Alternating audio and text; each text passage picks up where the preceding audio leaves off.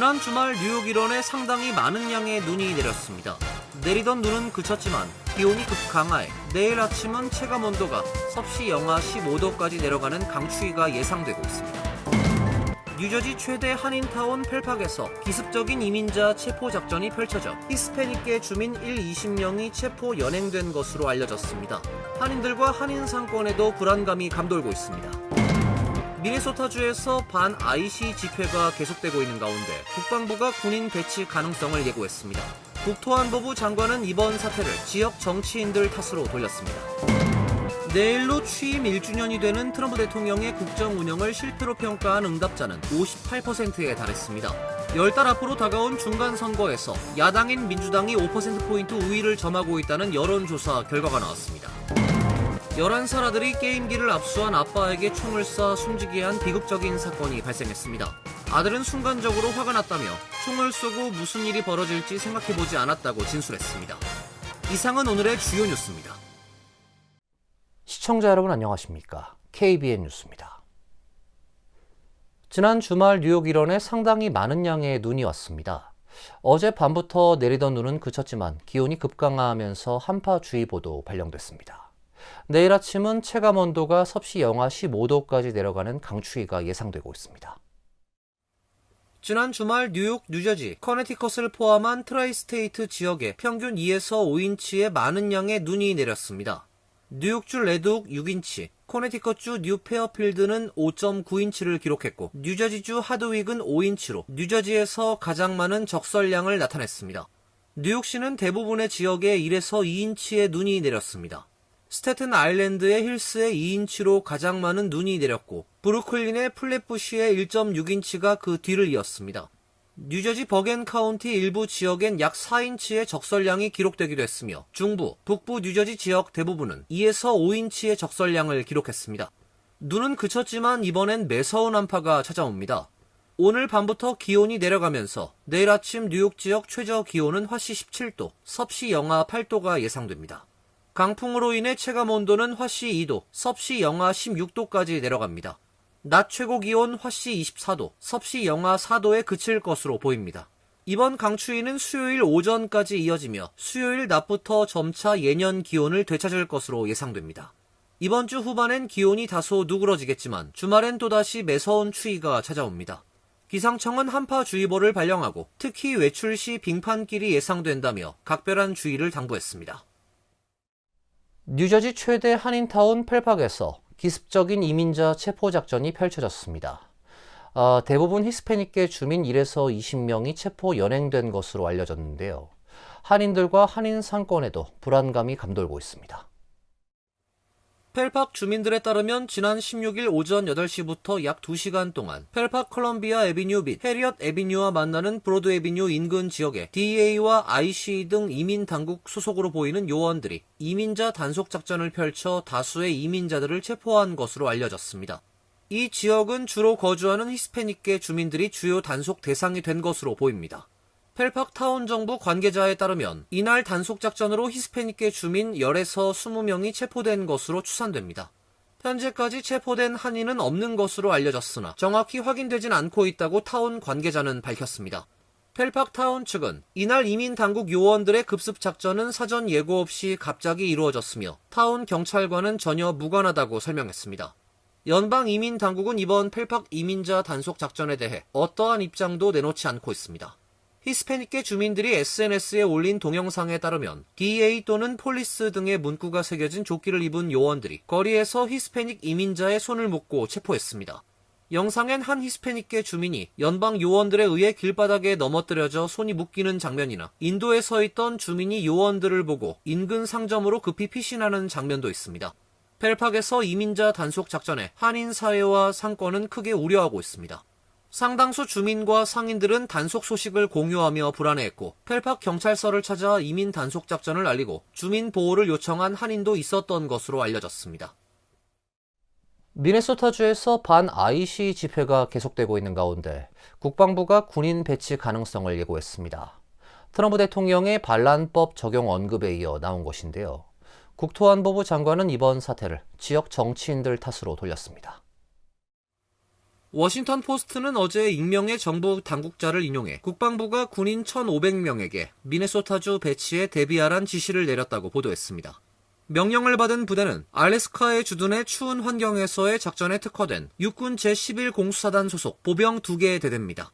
당국자들은 이번 작전이 매우 신중한 사전 계획이라면서 실제로 미네소타주에 투입할지는 아직 불확실하다고 밝혔습니다.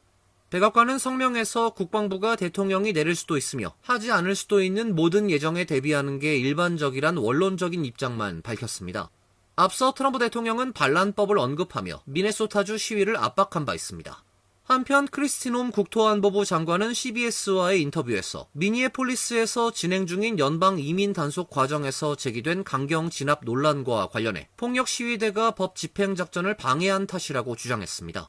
그는 팀 월즈 미네소타 주지사와 제이콥 프레이 미니애폴리스 시장 등 민주당 소속 지도자들이 치안 악화를 방치해 사태를 키웠다는 취지로 책임을 돌렸습니다.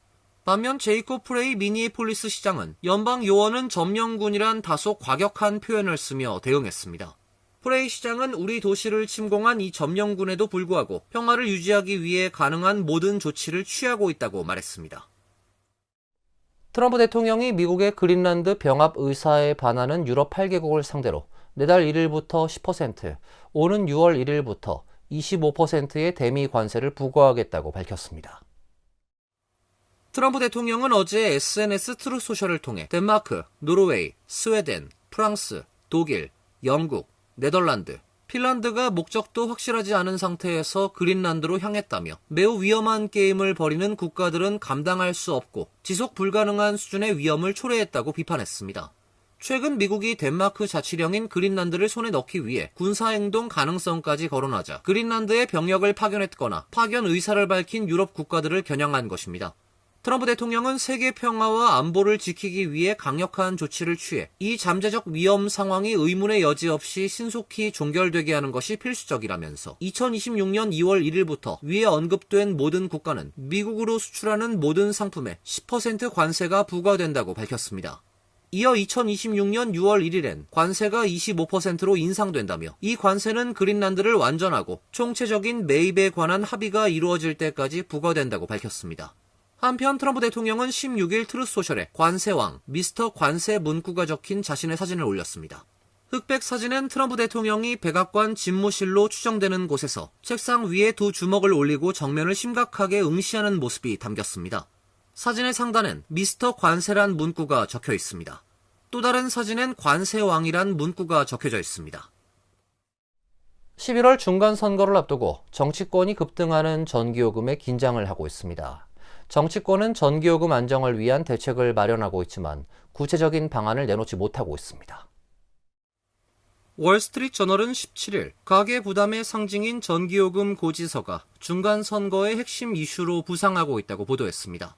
노동부 통계에 따르면 지난해 12월 미국의 전기요금은 전년 동월 대비 6.7% 상승했습니다. 같은 기간 소비자 물가 상승률은 2.7%였습니다. 2020년 이후 전기요금의 누적 상승률은 38%에 달합니다.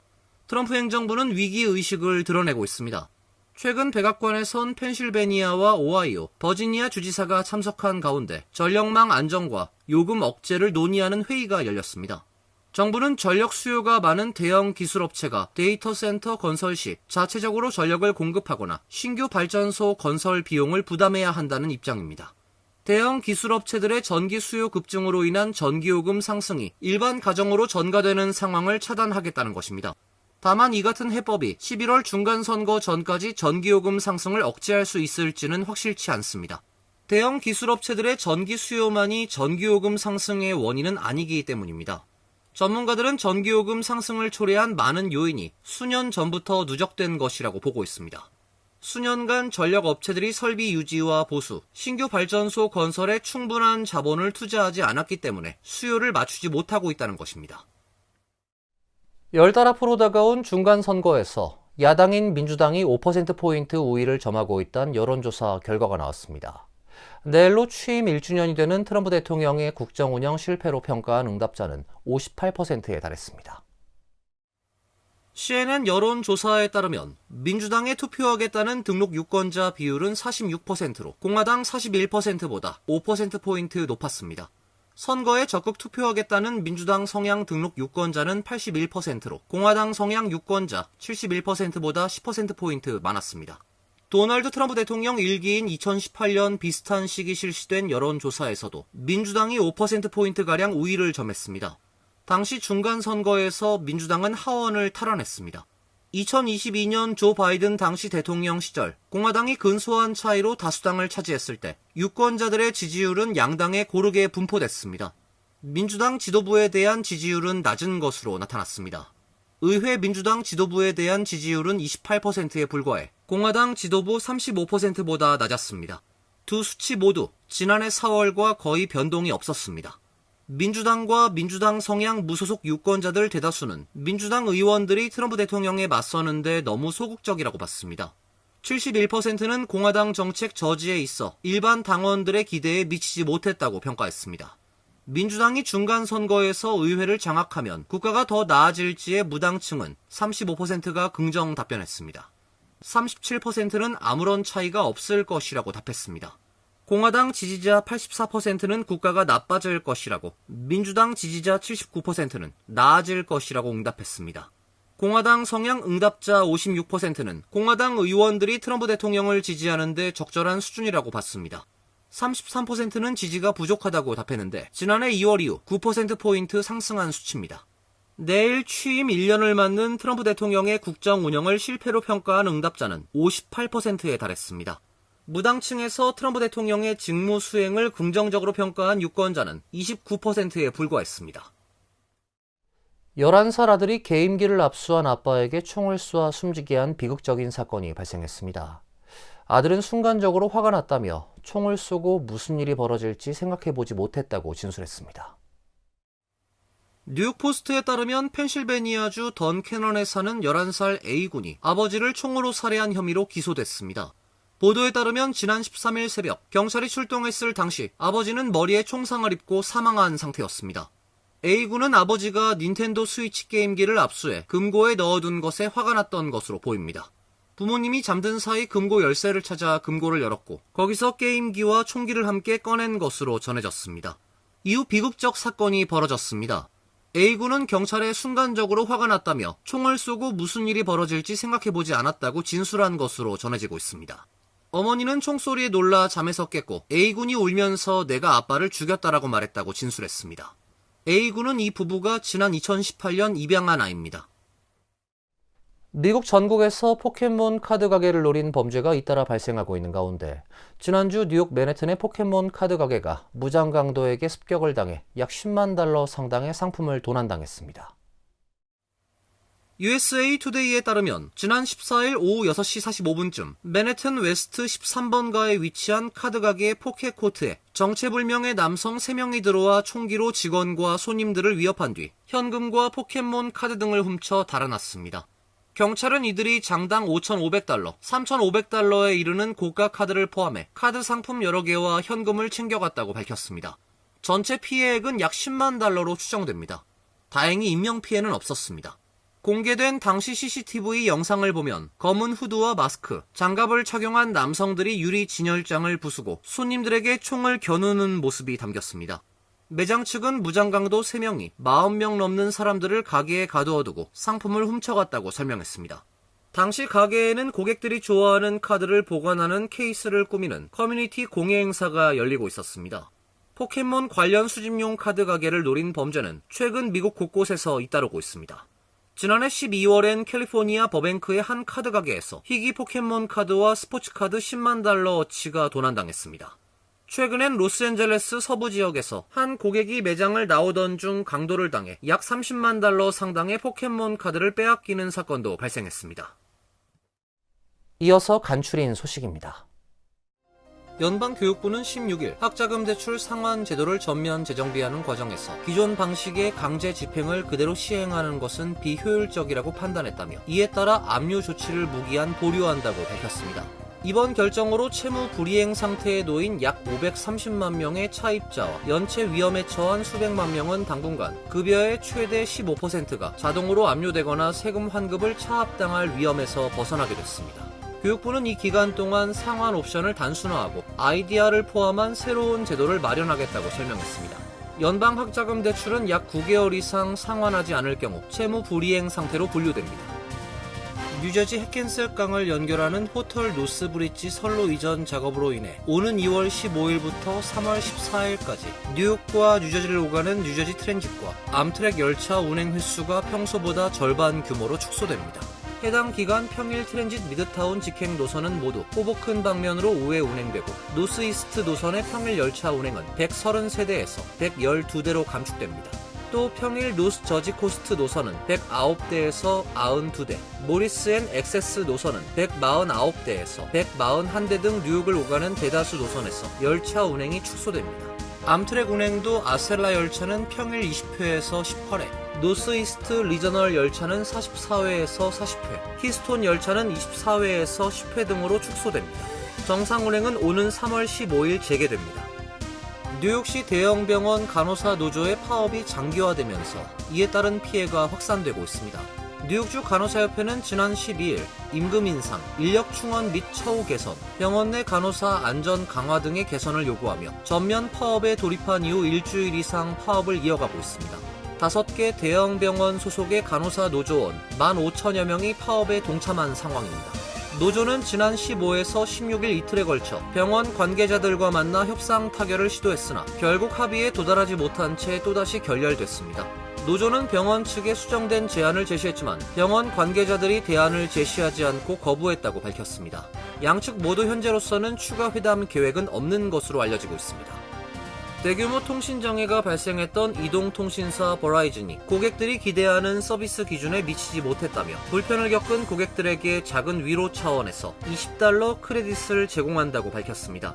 버라이즌은 지난 14일 정오 무렵부터 발생해 수시간 동안 통화와 문자 서비스가 중단돼 한때 최대 17만 8천 명 이상의 고객이 영향을 받은 것으로 집계됐습니다. 회사 측은 장애 원인에 대해 공식적으로 밝히지 않았지만 수사 당국은 뉴저지 소재의 서버 장애로 인한 기술적 문제로 보고 있으며 사이버 공격 정황은 없다고 전했습니다. 회사 측은 대부분의 개인 고객이 마이 버라이즌 앱을 통해 크레딧을 직접 받을 수 있으며 기업 고객의 경우 별도로 연락을 취할 예정이라고 설명했습니다. 환율과 증권 소식입니다.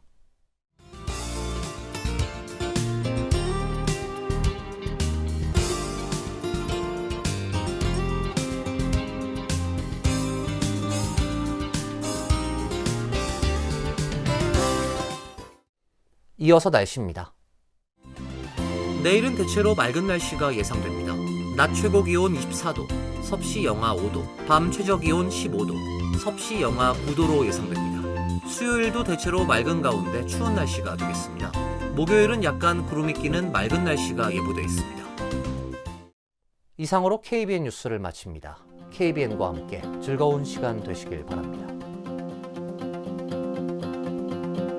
동부 최대 한인방송 KBN이 제작하는 KBN 뉴스는 웹사이트 mykbn.com 그리고 유튜브와 페이스북에서 다시 보실 수 있습니다. 좋아요, 구독, 알림 설정은 뉴스 제작에 큰 도움이 됩니다.